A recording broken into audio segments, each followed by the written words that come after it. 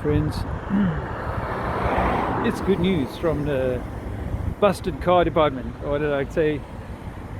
Braked suddenly. Saw my little post about that. The car's front left brake was squeezing the calipers were squeezing the disc, and it was slowing the car down all the time, holding the car back a bit, going through fuel a lot quicker. Over the last tank it's gotten progressively worse, and so I was not really looking forward to the cost of the repair, but it's kind of worked out really well. It's costing me just $60. The guy's been able to release the piston, so he didn't have to replace the caliper, which would have obviously put time and material costs onto that. So they've done it real cheap. I was just thanking my lucky stars, because this is the third car in a row that's, I suppose you could count the Bravo as well back in Portugal, that we left in Portugal, but this, you know, I've been able to get repairs done quite cheaply, to the Merc that Francois got for me in South Africa, to the Ford Focus, Ford, the smaller one that his brother Andre lent to me for 2 months when we blew the radiator in Durban. So I'm just on the way back. I had to take refuge, truth be told, I had to take refuge in the McDonald's. It was so cold, it's like 2 degrees today. There was ice, stuff falling out of the sky, and I really wasn't prepared to go full homeless on this one. So I took shelter in a McDonald's. Eventually I bought a shot or two of coffee, and I managed to stay there for probably more than 3 hours. The car is ready, I can go and collect it. It's a bit more than a mile and a half, maybe 2 back. But that, because where I am is very little coffee shop type variety, or somewhere to take shelter from the thing. I did stop in a hardware store and talk to the assistant there for a while, try and give him some truths without going full flat. I'm trying to, talking of the system, what have I got behind me? Boys in blue, never far away these days. But I was talking to a guy by the name of Dion. I'm hoping that I'll be able to do a chat with him. He's like a deep astrologer, but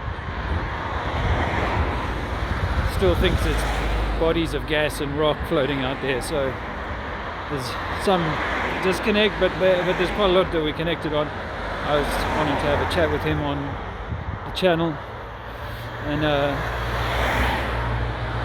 you know, he has this view that, you know, we do need to not break the system, but you know, build our own in a way. And I guess that's where a lot of people are thinking, is to, because you can't do away with the roadworks. I mean, you know, there are millions upon millions, hundreds of millions, maybe billions of people that are reliant on systems that keep everything flowing in the way that it is. The garden does need tending to. It's just, it needs to be tended to by an honest gardener, not one deceiving. So am I being a little bit too pie in the sky, new agey? I don't know, but it feels to me like we have to have some semblance of order in a town, in a place, in a so on, you know. But that does need to be local, and it does need to be honest. On you know, and I know obviously there's one thing, I'm not talking about accounting swindles. I'm talking about who we are, you know, why we're here. Why we're here is like the most important thing. I don't want to walk too far. Oh, no, I haven't walked nearly far enough. I've got quite a bit to go. So, you know, we don't want to, but the United Nations, these things are, you know, they're much further away from the village, and it seems they have these ideas this intent, because more they're all over. Like I said, it's what you need in a crime-ridden society where people think that there's a lot of crime, or maybe a lot of crime has been caused by the way things are. But, my hand's freezing just holding this phone up, actually, so I won't make this too long. I'm just waiting for a guy in front of me to move out the way. He's creating a stoppage. There we go. And anyway, so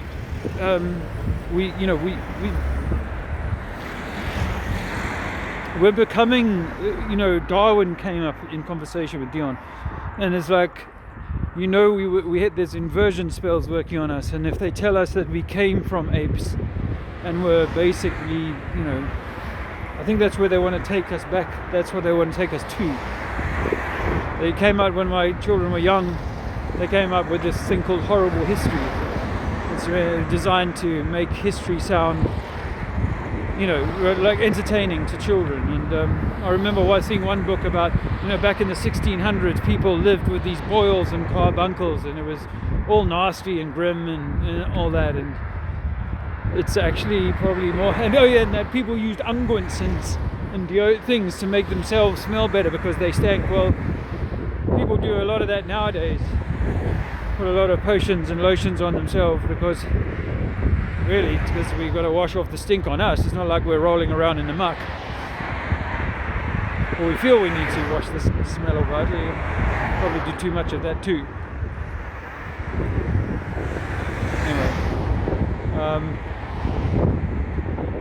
So I think we're going backwards, and and mental illness and the decrepitation of our society. This wood here isn't very good for chalking on, by the way, because the way it's laid, it kind of, you can't make a nice line on it. I did some in Bournemouth, and I struggled to get a good lay down. It's got quite a sheen to it. I'm sure we don't want to hear about that.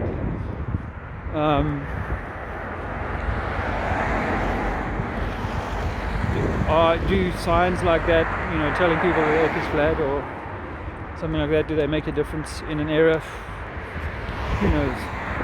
I'm looking forward to the day when someone comes to me and says, hey, I saw this thing saying the earth is flat, some years ago at a certain place. It'd be like, shit, that could have been me that wrote that, I know there's other people out there doing it too. But what does it change for people? I know obviously for me it starts to unpick the deception and puts me in the center and really ensures that I don't give too much credence to the powers that try and control us. But still, when you're having to go to work every day, or in my case, fight your corner to stay afloat, to stay in a house, stay in a home, keep the car on the road. It's still very much like in combat, and not dissimilar to that in so many ways. So people are all in their lives still doing their survival thing, and the more you've kicked back against the system, the more it's probably got its grips on you, or trying to it's causing you. Well, in my case anyway, I know that there are some people who be out on the land, they got their piece of land and they're kind of doing their thing, and if that's the right thing for them, then awesome. But so far it hasn't been the right thing for me, my family, so we continue doing what we do. Chuffed to say that my new channel got 1,000 subscribers, so thank you for being one of those if that's you. to hold more than 15% of those people takes some doing. So I don't go, it doesn't like it's 1,000. It's there's 1,000 people out there who push like and subscribe kind of thing, and some may never watch again. Others may watch it all. So anyway, it's a move in the right direction. There's a few people I could thank for having helped nudge the number along, because I don't get a lot of traction, sort of recommendations to other people. I don't think, anyway, not like in the early days. But we'll see. I'm hoping to do some live action now. Well, not that I couldn't do it before, but spring is coming. I do prefer the warm weather to the cold weather, I'll be honest. I don't mind a few weeks, maybe a month or so of cold weather, but where it's months and months and months of it doesn't make as much sense as being somewhere warm.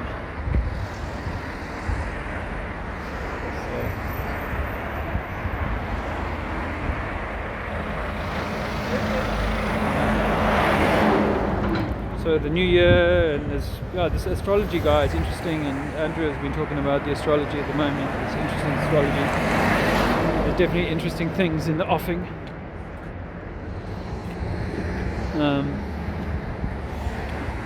There's definitely interesting things in the offing. So we'll see what the year 2023 brings for me and the family, and for you, I hope good things.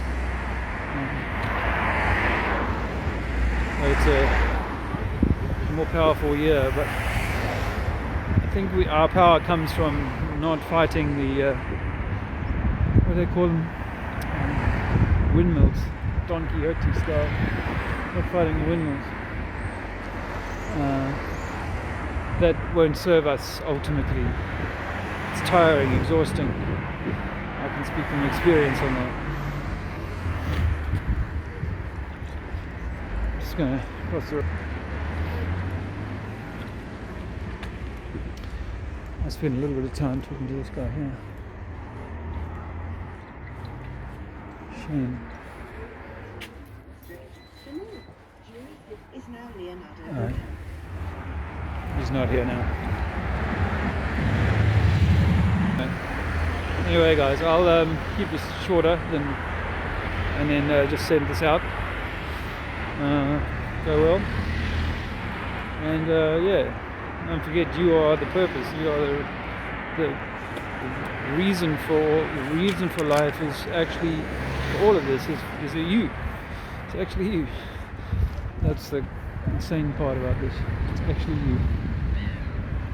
So, and not in a hedonistic, vain way. I'm not in that way. In a more spiritually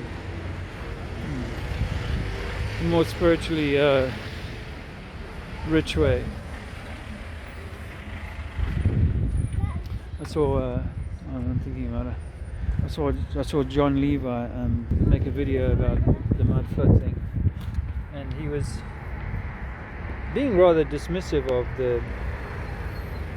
the research on that, and it's like, to me, because maybe he hasn't got to walk around the cities that I've walked around and seen the repeating evidence of downstairs where it just makes no sense, all that, like that hole there in the ground. I mean, what a nightmare from the weather point of view, can't tell me that's draining down into a building, And when they build these buildings, what do? Do they lay the bricks? They make a bigger hole and then lay the bricks down, and once the bricks are dried, they then backfill the exterior walls.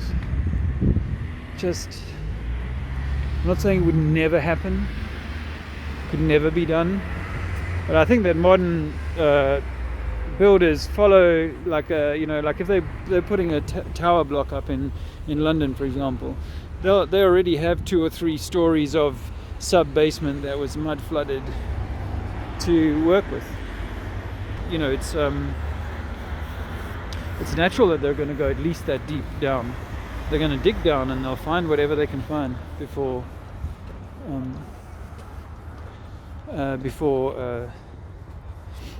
putting up a new structure. So no, I think I'm certain that these buildings were built with ground at a different level. Oh, that's a sign, time to go.